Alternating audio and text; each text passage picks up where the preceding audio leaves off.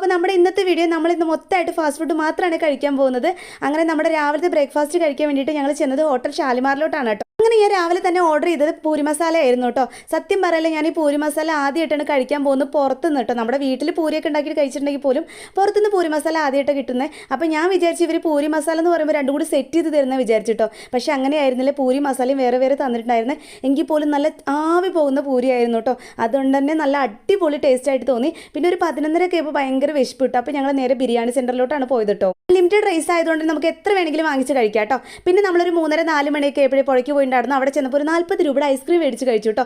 പിന്നെ ഒരു 6 ഒക്കെ ആയപ്പോൾ ബേക്കറി ചെന്നു. അവിടെ ചെന്നപ്പോൾ ഒരു നോർമൽ ഫലൂഡ ഓർഡർ ചെയ്തു കേട്ടോ. ഇതുവരെ നോർമൽ ഫലൂഡ ടേസ്റ്റ് ചെയ്ത് നോക്കിയിട്ടുണ്ടായിരുന്നില്ല. നല്ല അടിപൊളി ടേസ്റ്റ് ഉണ്ടായിരുന്നു.